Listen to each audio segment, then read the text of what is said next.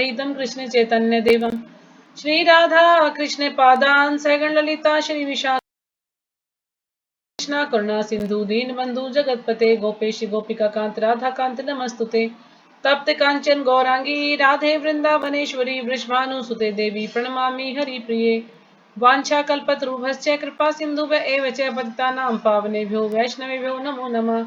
जय श्री कृष्ण चैतन्य प्रभु नित्यानंदा श्री अद्वैत गदाधर श्रीवासादि गौर भक्त वृंदा हरे कृष्णा कृष्णा कृष्णा हरे हरे हरे राम राम राम हरे हरे।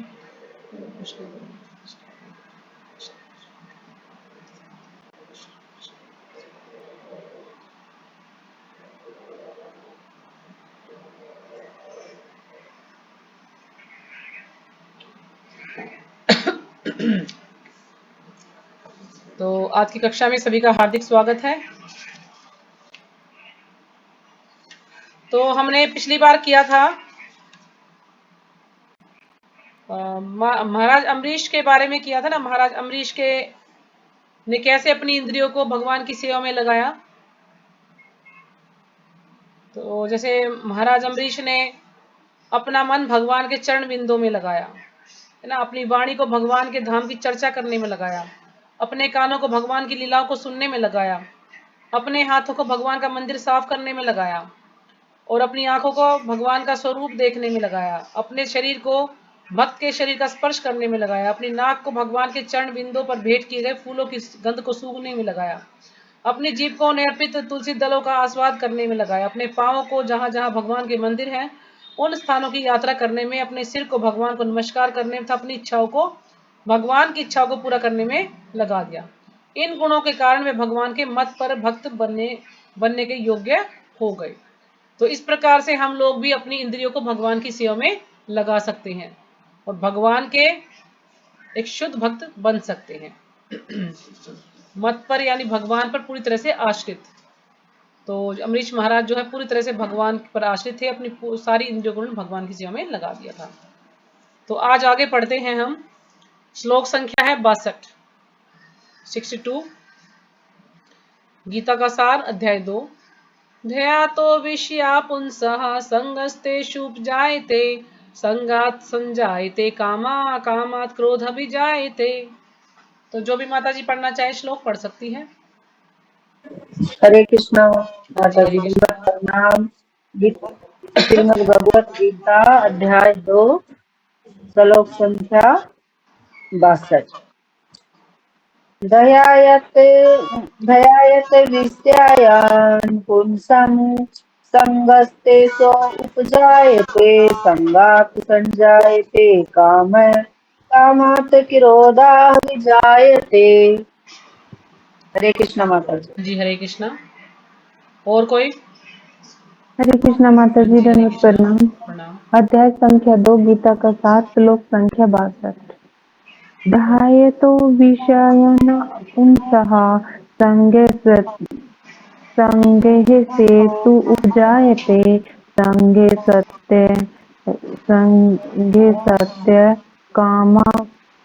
संज्ञते कामा क्रोध अभिजायते। हरे कृष्णा माता जी जी हरे धन्यवाद कृष्णा। प्रणाम। हरे कृष्ण माता जी धन्यवाद हरे प्रणाम। कृष्णा। प्रणाम माता जी। ध्यायतो विषयान् पुंसः संगातेषु उपजायते संगात् संजायते कामात् क्रोधः अभिजायते। हरे कृष्ण माता जी हरे धन्यवाद। कृष्णा। हरे कृष्णा माता जी हाँ धन्यवाद जी हरे प्रणाम। कृष्णा। प्रणाम पढ़िए।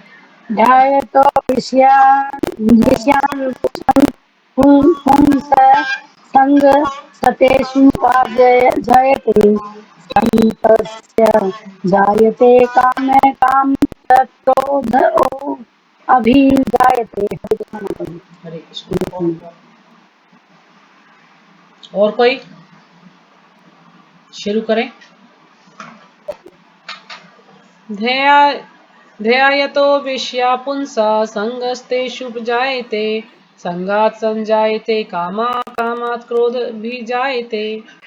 तो शब्दार्थ ध्यायतः चिंतन करते हुए विषयान इंद्रिय विषयों को पुंसः मनुष्य की संग आसक्ति तेषु उन इंद्रिय विषयों को उपजायते विकसित होती हैं संगात आसक्ति से, संजायते विकसित होती है, काम है इच्छा, कामात काम से, क्रोधा क्रोध अभिजायते प्रकट होता है।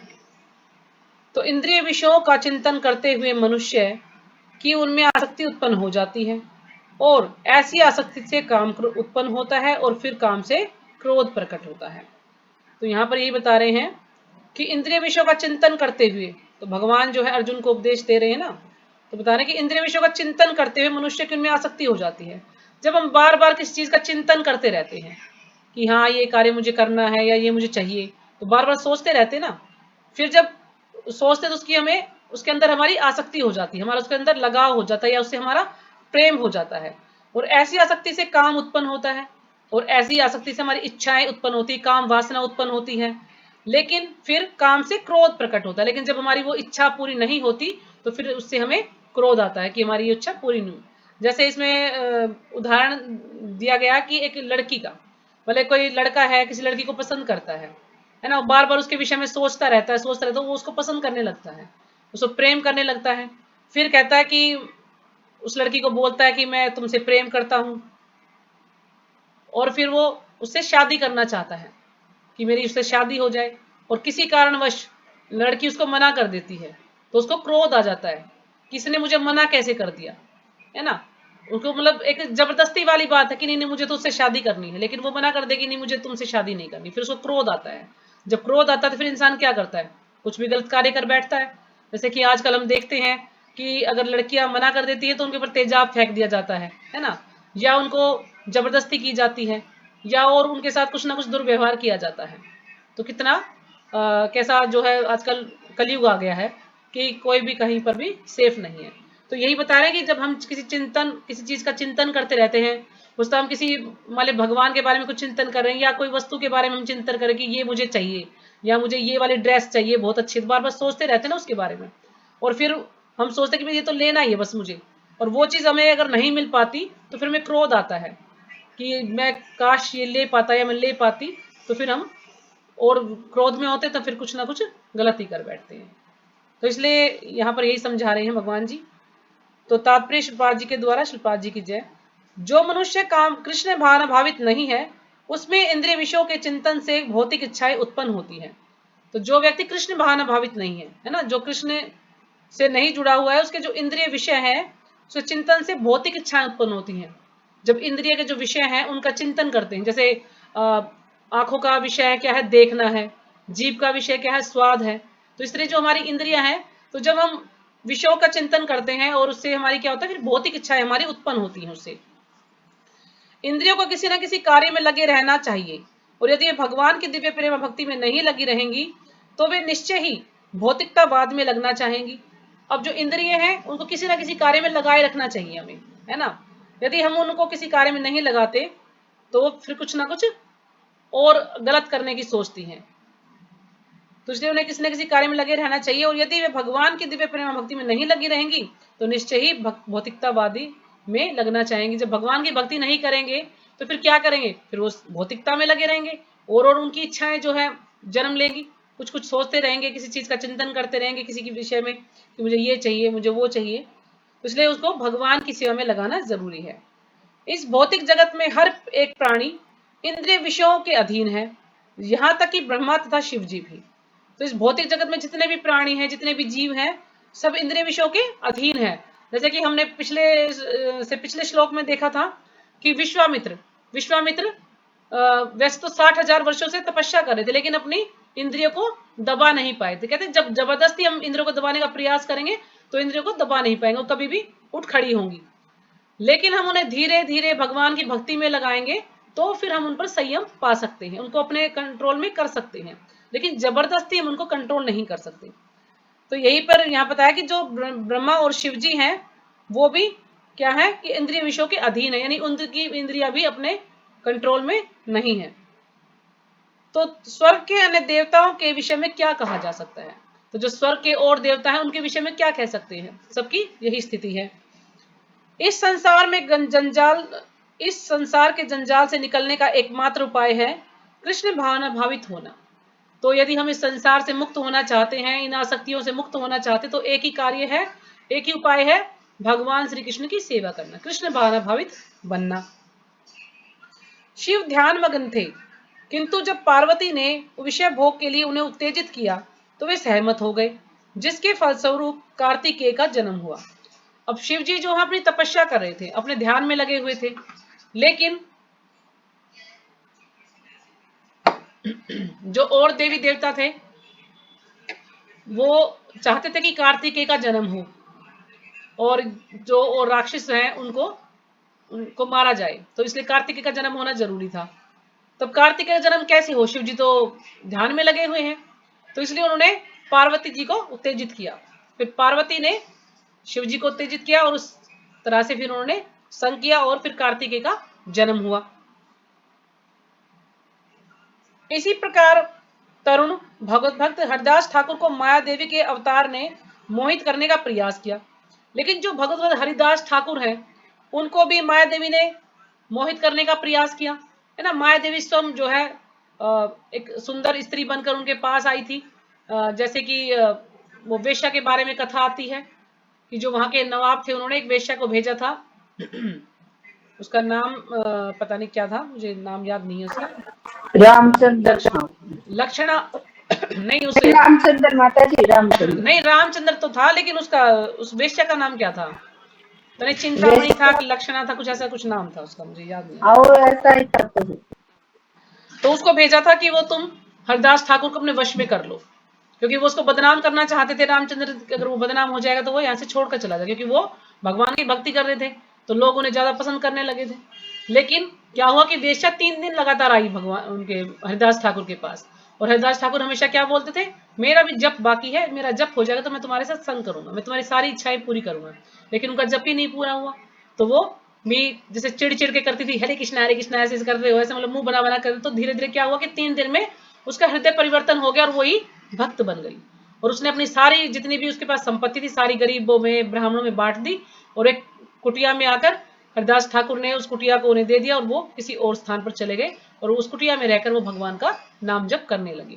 तो ये होता है भगवत भक्त। जो भगवान का जो शुद्ध भक्त है वो औरों को भी भक्त बना सकता है, वो माया से प्रभावित नहीं होता। लेकिन जो आजकल सोचते हम ध्यान लगा लेंगे, हम ये कर लेंगे वो कर लेंगे, क्योंकि उन्होंने अपने इंद्रियों को जबरदस्ती कंट्रोल करना चाहा है, तो जबरदस्ती इंद्रिय कंट्रोल नहीं होती तो वो कुछ ना कुछ कार्य कर बैठते हैं गलत, तो इस कारण से वो फिर पतित हो जाते हैं। लेकिन हरिदास ठाकुर को माया देवी कुछ भी नहीं कर पाई, उनको पतित नहीं कर, मतलब अपने वश में नहीं कर पाई उनको। और किंतु माया देवी ने के अवतार ने मोहित करने का प्रयास किया, किंतु विशुद्ध कृष्ण भक्ति के कारण वे इस कसौटी में खरे उतरे। जैसा कि यमुनाचार्य के उपयुक्त श्लोक में बताया जा चुका है, भगवान का एकनिष्ठ भक्त भगवान की संगति के आध्यात्मिक सुख का आस्वादन करने के कारण समस्त भौतिक इंद्रिय सुख को त्याग देता है। कि जो भगवान का भक्त है, यमुनाचार्य जी भी अपने श्लोक में बता रहे हैं, मैंने पीछे पढ़ा था कि जो भगवान का जो शुद्ध भक्त है वो क्या है कि जब उसे आध्यात्मिक सुख मिल जाता है तो वो और जो भौतिक सुख है उसको त्याग देता है, क्योंकि उसे भगवान की भक्ति में रस मिलने लगता है, उसमें उसको अच्छा लगने लगता है, भगवान से उसको प्रेम हो जाता है, तो वो ये जो इंद्रिय भोग की जो इच्छा है वो त्याग देता है।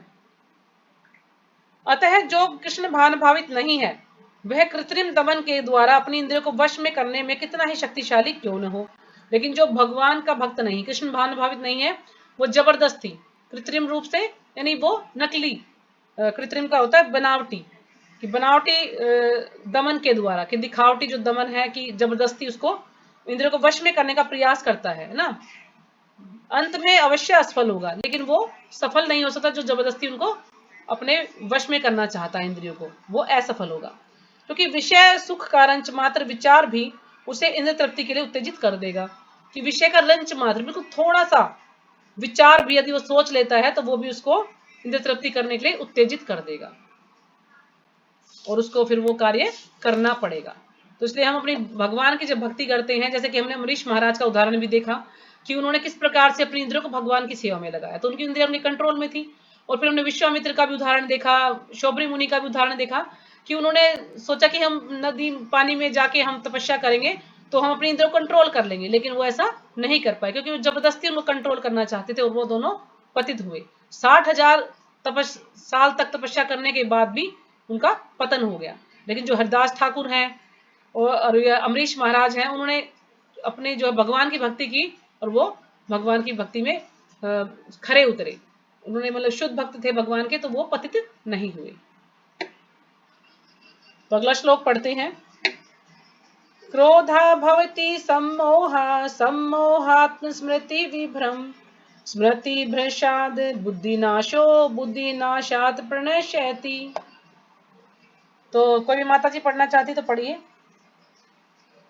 हरे कृष्ण माता जी। श्री हरे कृष्ण माता जी। हाँ जी, हरे कृष्ण।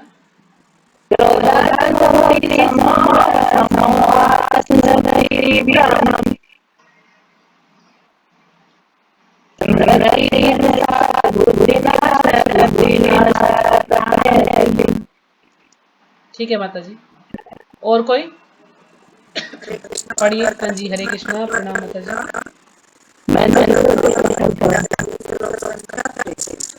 हाँ जी, म्यूट है।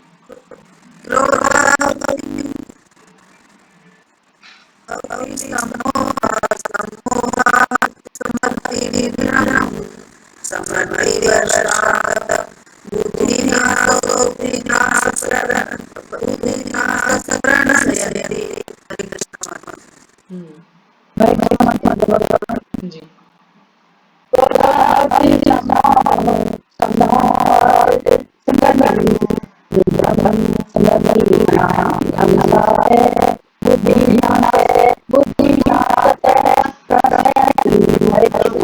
हरे कृष्णा। और कोई? हाँ जी, हरे कृष्णा, प्रणाम माता जी।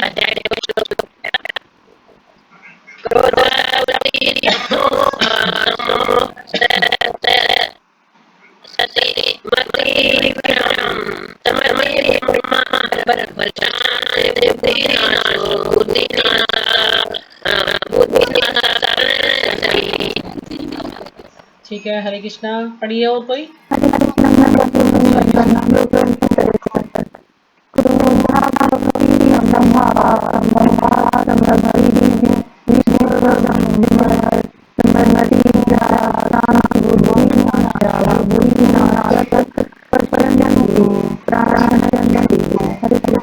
हरे कृष्णा। हरे कृष्णा।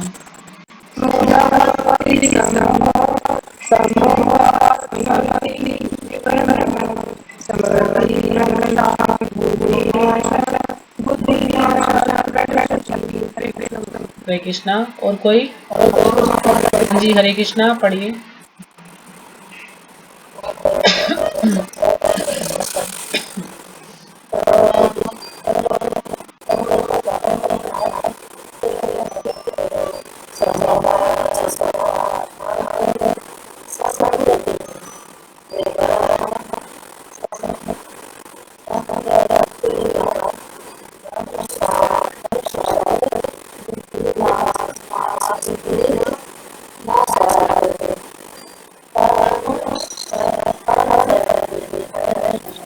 हरे कृष्णा।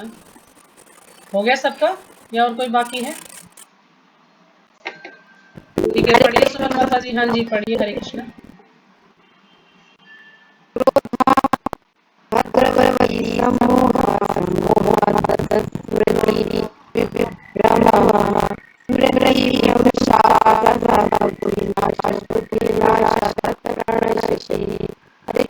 हरे कृष्णा। सुमन माता जी पढ़िए। हरे कृष्ण माता जी। हरे कृष्णा, प्रणाम माता जी। क्रोधात् भवति सम्मोहः सम्मोहात् स्मृति विभ्रमः स्मृति भ्रंशात् बुद्धिनाशः बुद्धिनाशात् प्रणश्यति। हरे कृष्ण। हरे कृष्ण। और कोई पढ़ेगा? शुरू करें। क्रोधात् भवति सम्मोहः सम्मोहात् स्मृति विभ्रमः स्मृति भ्रंशात् बुद्धिनाशो बुद्धिनाशात् प्रणश्यति।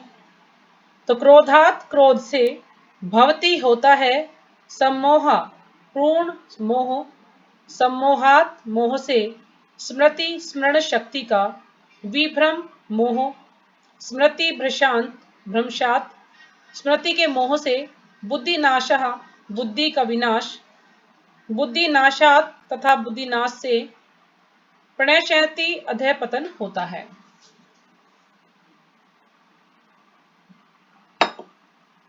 अधः पतन यानी संपूर्ण विनाश।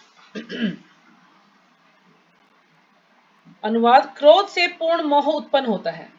हमने अब तक पढ़ा कि पहले आसक्ति होती है, फिर आसक्ति से काम उत्पन्न होता है और काम से क्रोध उत्पन्न होता है ना। अभी क्रोध से आगे फिर हम पढ़ते कि क्रोध से क्या होता है। क्रोध से पूर्ण मोह उत्पन्न होता है। क्रोध के बाद पूर्ण मोह उत्पन्न हो जाएगा और मोह से स्मरण शक्ति का विभ्रम हो जाता है। तो विभ्रम का पढ़ा हमने मोह, है ना। और मोह से स्मरण शक्ति का विभ्रम हो जाता है, यानी उसको और ज्यादा उससे मोहित हो जाता है। जब स्मरण शक्ति भ्रमित हो जाती है तो बुद्धि नष्ट हो जाती है। जब हमारी स्मरण शक्ति, सोचने की जो शक्ति है वो भ्रमित हो जाती है तो क्या होगा, हमारी बुद्धि नष्ट हो जाती है। और बुद्धि नष्ट होने पर मनुष्य भावकूप में पुनः गिर जाता है। और जब हमारी बुद्धि ही नष्ट हो जाएगी, बुद्धि अच्छे से कार्य नहीं करेगी, तो फिर इंसान भावकूप में गिर जाता है। तो पढ़ते हैं तात्पर्य श्रीपाद जी के द्वारा। श्रीपाद जी की जय। शील रूप गोस्वामी ने हमें यह आदेश दिया है, ये श्लोक दिया है, भक्ति रसामृत सिंधु का श्लोक है ये 1-2-248। प्राप्चिकतया बुद्धिया हरि संबंधित वस्तुनः मुमुक्षुभिः परित्यागो वैराग्यम फल्गु कथ्यते। कृष्ण भावनामृत के विकास से मनुष्य जान सकता है कि प्रत्येक वस्तु का उपयोग भगवान की सेवा के लिए किया जा सकता है। जब हम कृष्ण भावनामृत से जुड़ते हैं तो हमें पता चलता है कि हमारा कार्य क्या है, कि हमें भगवान की सेवा करनी है। तो जो कृष्ण भावनामृत के ज्ञान से रहित है वे कृत्रिम ढंग से भौतिक विषयों से बचने का प्रयास करते हैं। फलतः वे भाव बंधन से मोक्ष की कामना करते हुए भी वैराग्य की चरम अवस्था को प्राप्त नहीं कर पाते। लेकिन जो ज्ञान से रहित हैं, जो भगवान कृष्ण से रहित हैं, उनको भगवान के बारे में कोई ज्ञान ही नहीं है, तो वे क्या करते हैं, वे कृत्रिम ढंग से भौतिक विषयों से बचने का प्रयास करते हैं। यानी बनावटी ढंग से, दिखावटी तौर पर वो इंद्रियों के विषयों से बचने का प्रयास करते हैं। लेकिन फलतः वे भाव बंधन से मोक्ष की कामना करते हुए भी वैराग्य की चरम अवस्था को प्राप्त नहीं कर पाते।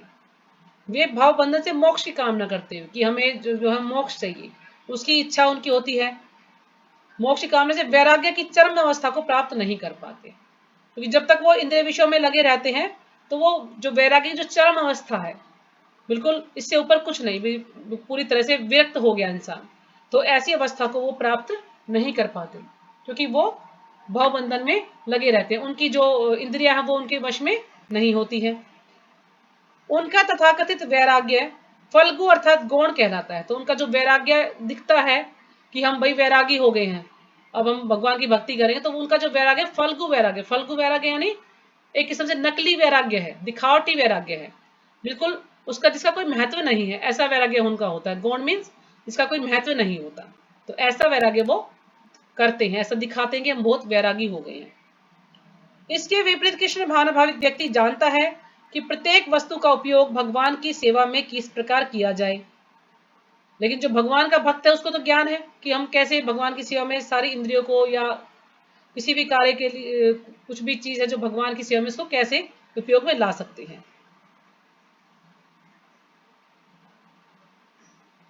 फलतः वह भौतिक चेतना का शिकार नहीं होता। तो वह क्या है, भौतिक चेतना का शिकार नहीं होता, क्योंकि उसे ज्ञान है ना कि किस वस्तु का उपयोग कहां पर करना है। जैसे ये मान लीजिए फोन है, अब फोन का उपयोग एक तो हम बेकार की चीजें देखने में यूज करें, और दूसरा हम भगवान की भक्ति करने के लिए, जैसे कि आज हम सब जूम फोन के माध्यम से ही हम सब जो है भगवान के बारे में सुन पा रहे हैं। नहीं तो अगर किसी के घर जाके सुनना होता तो पॉसिबल नहीं होता सबके लिए, क्योंकि सब दूर दूर रहते हैं। लेकिन फोन ऐसा जरिया है कि हम उसके माध्यम से हम डेली जो है क्लास सुन पा रहे हैं, भगवान का नाम सुन पा रहे हैं, तो इसका हम अच्छे से उपयोग कर रहे हैं। लेकिन इसी को हम फिल्म देखने में या बेकार की चीज देखने में उपयोग करें तो वो गलत होगा। तो ऐसे जो भक्त है उसको ज्ञान होता है कि कौन सी चीज को कैसे उपयोग में लाना है। जैसे जो ये हमारा जो शरीर है ना, इसको जो प्रभात जी ने कहा है, इसको बुरा सौदा, कि ये जो शरीर है ये बुरे सौदे के समान है, लेकिन इसका अच्छा उपयोग क्या कर सकते हैं हम। अब बुरा सौदा तो हो गया, हमें ये शरीर ग्रहण कर लिया, लेकिन इसका अच्छा उपयोग क्या है, इस शरीर को हम भगवान की सेवा में लगाएं। इस शरीर को यदि हम भगवान की सेवा में लगाते हैं तो उससे क्या होगा कि हम इस मोह माया से छूटकर इस शरीर को त्याग कर हम भगवान के धाम चले जाएंगे। जब हम भगवान के धाम चले जाएंगे तो दोबारा से हमारा जन्म नहीं होगा। तो इसलिए जो ये बुरा सौदा है शरीर, इसका हम अच्छा उपयोग कर सकते हैं, इसको भगवान की सेवा में लगाया जाए। क्योंकि इंसान जो मनुष्य का शरीर है उसी में रहकर हम भक्ति कर सकते हैं, अपना उद्धार कर सकते हैं। और अगर किसी चीज का हमें किसी योनि में हमें जन्म मिले तो हम भक्ति नहीं कर सकते हैं। सिर्फ एक मनुष्य योनि ही ऐसी है जिसमें हम भक्ति कर सकते हैं। तो उदाहरणार्थ निर्विशेषवादी के अनुसार भगवान निराकार होने के कारण भोजन नहीं कर सकते। अब जो निर्विशेषवादी हैं वो क्या सोचते हैं कि भगवान तो निराकार हैं, वो भोजन नहीं कर सकते हैं, अतः वे अच्छे खाद्य से बचता रहता है। किंतु भक्त जानता है कि कृष्ण परम भोक्ता हैं और भक्ति पूर्वक उन पर जो भी भेंट चढ़ाई जाती है उसे वे खाते हैं। तो वो क्या सोचता है कि भगवान तो खा नहीं सकते क्योंकि भगवान तो निराकार है, और वे अच्छे खाद्यों से बचता है कि जो बहुत अच्छी वस्तुएं हैं उनको उनसे बचता है कि भगवान नहीं खा सकते तो मैं भी नहीं खाऊंगा क्योंकि भगवान तो निराकार है। किंतु जो भक्त है उसको वो जानता है कि भगवान क्या है, परम भोक्ता है। भगवान ही परम भोक्ता है, भगवान से और ऊपर कोई नहीं है, भगवान ही सब भोक्ता है और जो भी वस्तुएं हैं सब भगवान के लिए भोग्य है, भगवान सबका भोग करते हैं। तो इसलिए वो क्या करता है, भक्ति पूर्वक उन पर जो भी भेंट वो चढ़ाई जाती है, यानी जो भक्त है वो भगवान के लिए कितने सारे व्यंजन बनाता है अलग अलग से कि उनको भोग लगाना। जैसे अब जन्माष्टमी है तो जन्माष्टमी में हम देखें कि मंदिरों में कितने सारे भोग भगवान के लिए बनाए जाते हैं, क्योंकि भक्तों को ज्ञान है कि भगवान उनको ग्रहण करते हैं। तो मंदिर में 2100 1100 ऐसे ऐसे भोग बनाए जाते हैं, कई दिन पहले तैयारियां शुरू हो जाती हैं। जब हम कल राजभोग में जाएंगे जन्माष्टमी वाले दिन तो उतने 2-3 फ्रिज हैं, पूरा भरा पड़ा है सामान से, इतने भोग भगवान के लिए बनाए गए हैं। इतने तरह के केक भगवान के लिए बनाए जाएंगे, इतने तरह के मिष्ठान, सब्जियां, दालें, रोटी, परांठे, पकोड़े, पता नहीं क्या क्या आइटम बनाने, जब तक अभिषेक का समय नहीं तब तक लोग बनाने में लगे ही रहते हैं। जो द्वारका की माता है वो कई दिन पहले से ही वहां पर भोग बनाने में लग जाती हैं। क्यों? क्योंकि उनको ज्ञान है कि भगवान उसको ग्रहण करेंगे और जब भगवान उसको ग्रहण कर लेंगे तो प्रसाद के रूप में भक्तों को वो मिलेगा और इससे क्या होगा, हमारी चेतना शुद्ध होगी। लेकिन जो निराकारवादी हैं वो क्या सोचते हैं कि नहीं भगवान तो निराकार है, तो इसलिए वो भगवान की सेवा से बचते हैं, वो भगवान को भोग नहीं लगाते हैं, भगवान की सेवा नहीं करना चाहते हैं, इसलिए बोलते हैं कि भगवान तो निराकार है। अतः भगवान को अच्छा भोजन चढ़ाने के बाद भक्त प्रसाद ग्रहण करता है। इस प्रकार हर वस्तु प्राणवान हो जाती है और अधः पतन का कोई संकट नहीं रहता। तो इस प्रकार से हर वस्तु प्राणवान हो जाती है, हर वस्तु के अंदर भगवान की कृपा होती है और इस कारण से जब भक्त उसको ग्रहण करता है तो क्या होगा, अधः पतन का कोई संकट नहीं रहता, उसका पतित होने का कोई भी संकट नहीं रहता। यदि हम चारों नियम जो प्रभुपाद जी ने हमें दिए उनका अच्छे से पालन करें, भगवान को भोग लगाकर ही खाएं, भगवान की आरती पूजा सब कुछ करें, तो फिर हम पतित नहीं हो सकते, हम भगवान की सेवा में लगे रहेंगे। भक्त कृष्ण भाराव्रत में रहकर प्रसाद ग्रहण करता है, जबकि अभक्त इसे पदार्थ के रूप में तिरस्कार कर देता है। जो भक्त है वो क्या करता है, प्रसाद के रूप में ग्रहण करता है। प्रसाद क्या है, भगवान की कृपा है, भगवान की कृपा हमको मिल रही है प्रसाद के द्वारा।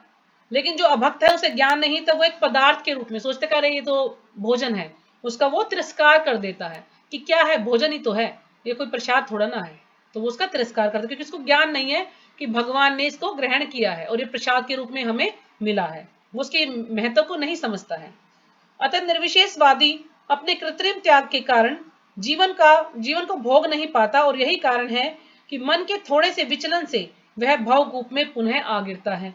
अब जो निर्विशेषवादी है वो अपने कृत्रिम त्याग के कारण, जो कि बनावटी त्याग है, उसका दिखावटी त्याग है, उसके कारण वो जीवन को भोग नहीं पाता, अच्छे से जीवन को भोग नहीं पाता। और यही कारण है कि मन के थोड़े से विचलन से, तो मन में जैसे ही थोड़ा इंद्रिय भोग की इच्छा हुई तो उसका मन विचलित हो जाता है और वह भवकूप में आ गिरता है। भवकूप यानी ये जो भौतिक संसार है इसमें पुनः आके गिरता है, फिर से वो इसमें गिरता है। तो क्या होता है कि जो निर्विशेषवादी हैं, जो निराकारवादी हैं, क्या होता है कि ये बस ज्योति में मिल जाना चाहते हैं, भगवान की ब्रह्म ज्योति में मिल जाना चाहते हैं। तो कहते हैं कि जो ब्रह्म ज्योति है भगवान की, भगवान का जो तेज है उसमें जब चले जाते हैं ये, और उसमें एक जगह फ्रीज हो जाते हैं, यानी एक जगह चिपक जाते हैं और फिर ये कुछ नहीं कर सकते, बस वहीं पर चिपके रहते हैं। लेकिन उनके अंदर जो इंद्रिय भोग की जो इच्छा है वो रहती है, वो पूरी तरह से समाप्त नहीं होती। तो जब उन्हें फिर भोग करने की इच्छा होती है तो फिर से उनको इस पृथ्वी पर डाल दिया जाता है। कहा जाता है कि मुक्ति के स्तर तक पहुंच जाने पर भी ऐसा जीव नीचे गिर जाता है। मुक्ति के स्तर तक भी पहुंच गया वो, लेकिन फिर भी वो नीचे गिर सकता है, क्योंकि उसे भक्ति का कोई आश्रय नहीं मिलता, क्योंकि उसने कोई भगवान की भक्ति नहीं की, भगवान की कोई सेवा नहीं की, वो सिर्फ भगवान की ब्रह्म ज्योति में ही मिलना चाहता है, उसमें बस कि मैं भगवान की ब्रह्म ज्योति उसी में मैं विलीन होना चाहता हूँ, बस उसकी और कोई इच्छा नहीं होती। तो कहा जाता है कि ऐसे लोग सेवा से बचते हैं, इसलिए ब्रह्म ज्योति में ही लगे, नहीं ब्रह्म ज्योति में ही, कि भगवान को बस ब्रह्म ज्योति तक ही मानते हैं और कुछ नहीं मानते हो।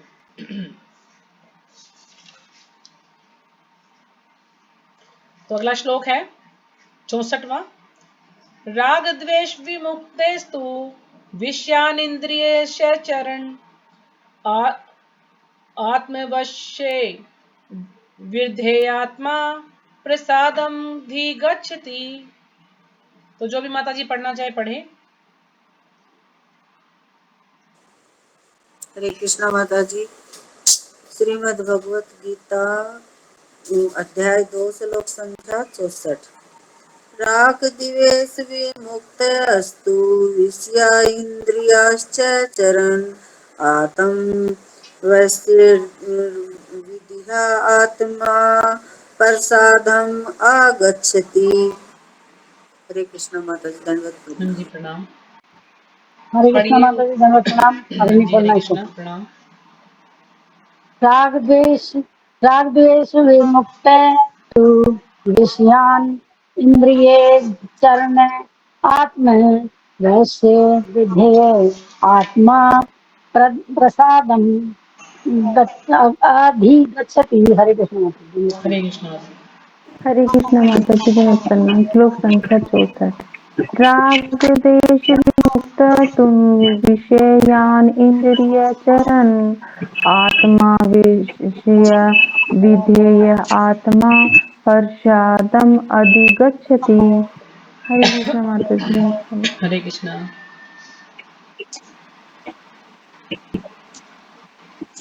हरे कृष्ण माता हाँ जी जी। हरे कृष्णा पढ़िए।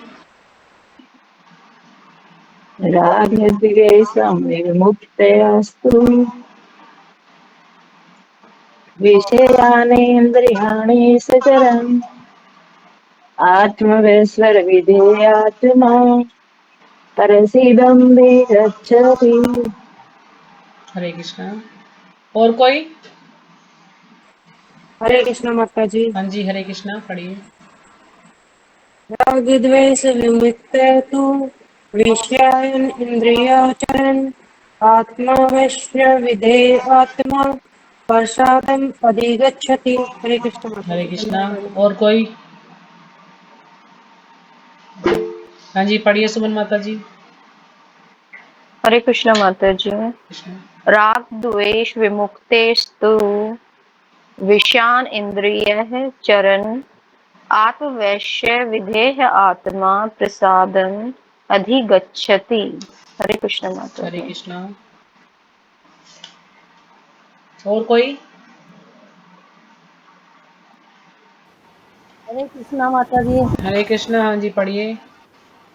राग देशु विमुक्तेषु विषान्ति निन्द्र व्यसन चरणे आत्म विश्वास विधानतम प्रसादम मच्छी गच्छन्ति। हरे कृष्णा माता जी। हरे कृष्णा। ठीक है शुरू करें। हरे कृष्ण माता जी। हाँ जी पढ़िए। हरे कृष्ण। राग द्वेष विमुक्तेस्तु विषयानिन्द्रियेषु आत्म वैश्य विधेयात्मा प्रसादवधि गच्छति। हरे हरे कृष्ण कृष्णा। माता जी। राग द्वेष विमुक्तेस्तु विषयानिन्द्रियश्च चरन् आत्मवश्यैर्विधीयात्मा प्रसादम धिगच्छति। तो राग आसक्ति द्वेष तथा वैराग्य से मुक्त रहने वालों से तू लेकिन विषयान इंद्रिय विषयों को इंद्रियों के द्वारा चरण भोगता हुआ आत्मवश्य अपने वश में विधेय आत्मा नियमित स्वाधीनता पालक प्रसादम भगवत कृपा को अधिगच्छति प्राप्त करता है। तो अनुवाद, किंतु समस्त राग तथा द्वेष से मुक्त एवं अपनी इंद्रियों को संयम द्वारा वश में करने में समर्थ व्यक्ति भगवान की पूर्ण कृपा प्राप्त कर सकता है। तो पहले हमने पढ़ा इसमें कि पहले हमारी क्या होती है, आसक्ति होती है ना। जब हम इंद्रियों का चिंतन करते हैं तो उससे हमारी आसक्ति हो जाती है।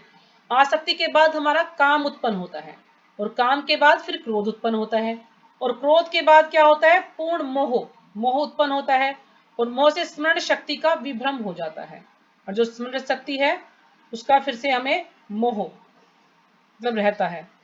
स्मरण शक्ति भ्रमित हो जाती है, यानी विभ्रम, यानी वो हमें भ्रमित करती रहती है, तो बुद्धि नष्ट हो जाती है। जब हम भ्रमित हो जाते हैं तो क्या होता है, हमारी बुद्धि नष्ट हो जाती है और जब बुद्धि नष्ट होती है तो हम भवकूप में गिर जाते हैं, फिर से इस भौतिक संसार में आ जाते हैं।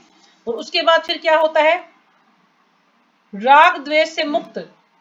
अब राग क्या है, यानी आसक्ति, यानी प्रेम, किसी से बहुत ज्यादा लगाव, उसको कहते हैं प्रेम करना, राग। और द्वेष क्या है, घृणा, किसी से बहुत ज्यादा घृणा करना, तो वो है द्वेष। तो लेकिन किंतु समस्त राग तथा द्वेष से मुक्त एवं अपनी इंद्रियों को संयम द्वारा वश में करने में, तो जो व्यक्ति समर्थ है, यानी जो व्यक्ति इतना शक्तिशाली है कि वो राग द्वेष से मुक्त होकर अपनी इंद्रियों को संयम द्वारा अपने वश में करने में समर्थ है, तो वो ऐसा व्यक्ति भगवान की पूर्ण कृपा प्राप्त कर सकता है। कौन सा व्यक्ति, जो कि राग द्वेष से मुक्त हो और अपनी इंद्रियों को संयम द्वारा वश में कर ले, तो ऐसा व्यक्ति भगवान की पूर्ण कृपा प्राप्त कर सकता है। तो तात्पर्य श्रीपाद जी के द्वारा, श्रीपाद जी की जय।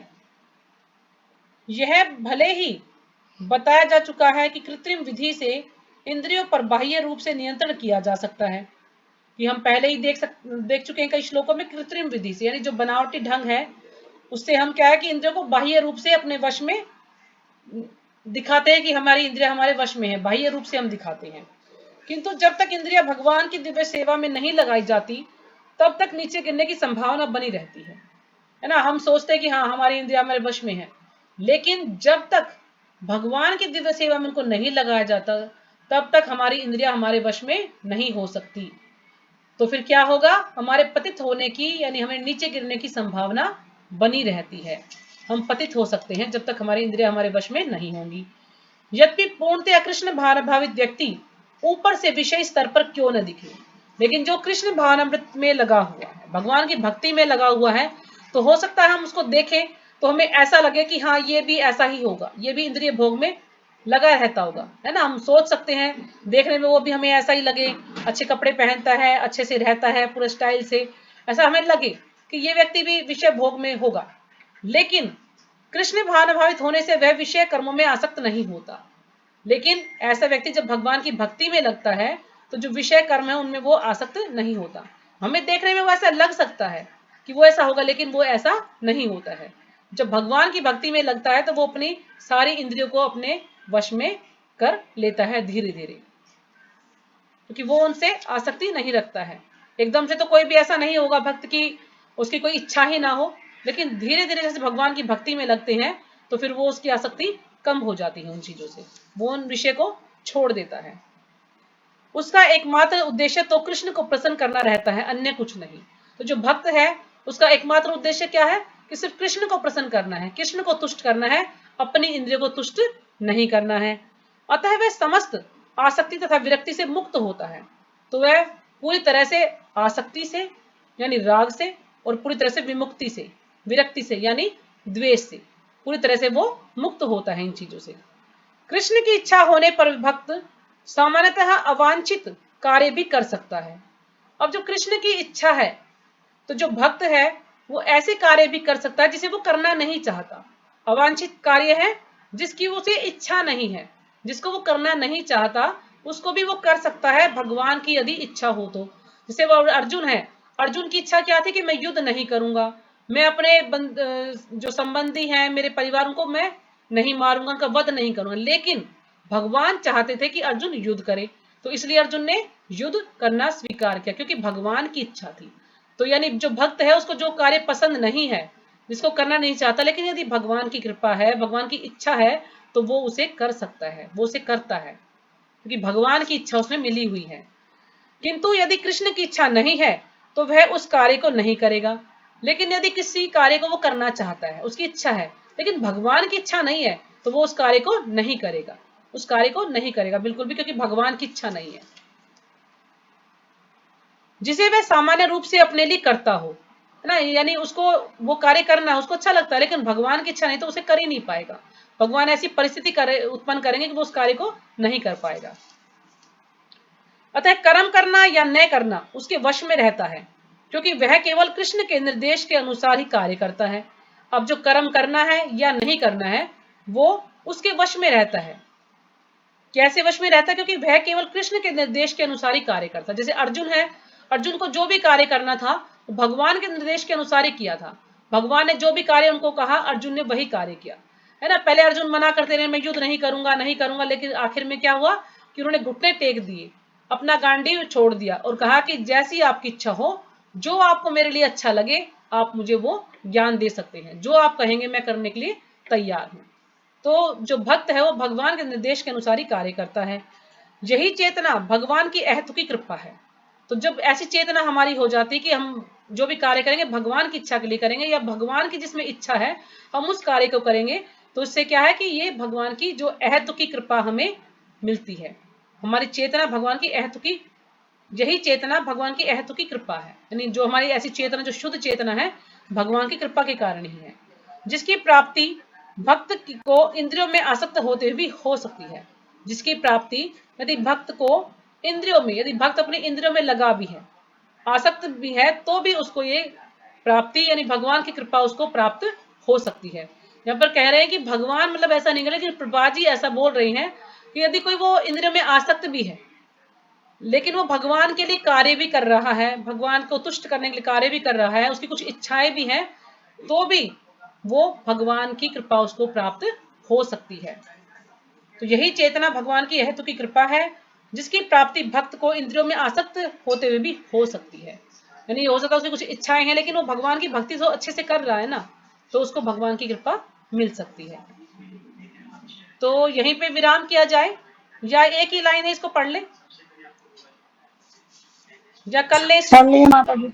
हाँ जी, या फिर कल ले लें, बोलिए। अभी थोड़ा ही है, पढ़ लो। पढ़ लेते हैं। तो श्लोक संख्या 65। प्रसादे सर्व दुखा नाम हानिर्स्योपजायते प्रसन्न चेतसो हि आशु बुद्धि पर्यवतिष्ठते। तो कोई पढ़ेगा?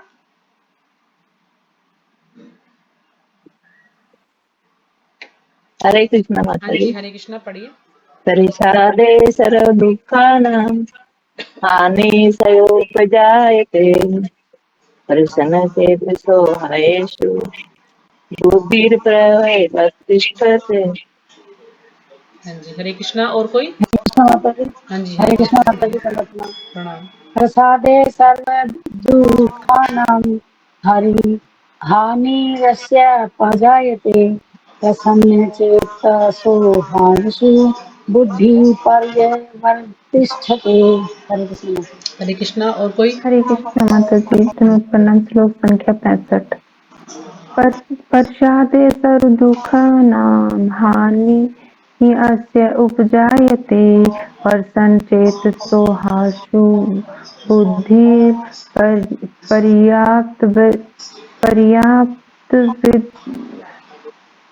पर्याप्तवतिष्ठते। हरे कृष्ण माता जी। धनुष प्रणाम। हरे कृष्णा। और कोई?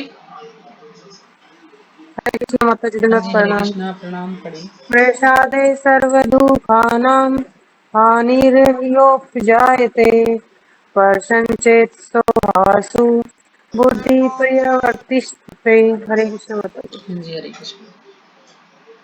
और कोई, या करे शुरू?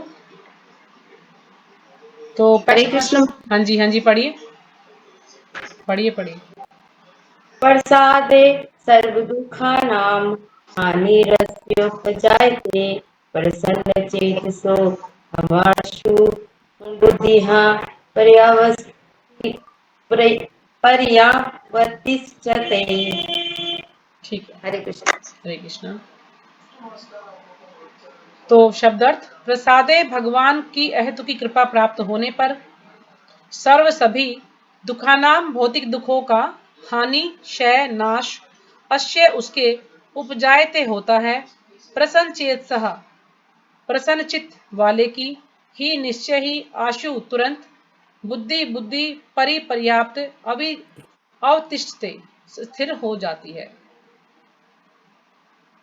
तो अनुवाद, इस प्रकार से कृष्ण भानामृत में तुष्ट व्यक्ति के लिए संसार के तीनों ताप नष्ट हो जाते हैं और ऐसी तुष्ट चेतना होने पर उसकी बुद्धि शीघ्र ही स्थिर हो जाती है। तो यहाँ पर बता रहे हैं भगवान की जो कृष्ण भावनामृत में तुष्ट व्यक्ति के लिए, जब जो कृष्ण भावनामृत में लगा है ऐसे व्यक्ति के लिए संसार के तीनों ताप नष्ट हो जाते हैं। तो तीनों ताप हमने पहले चर्चा की थी, आदि दैविक, आदि भौतिक, आदि आध्यात्मिक। तो तीन प्रकार के ताप हैं, यानी तीन प्रकार के भौतिक कष्ट। इनको चैतन्य, ये बंद हो गया भाई, चालू करना के चालू तो है यूं। क्या हो गया इसमें?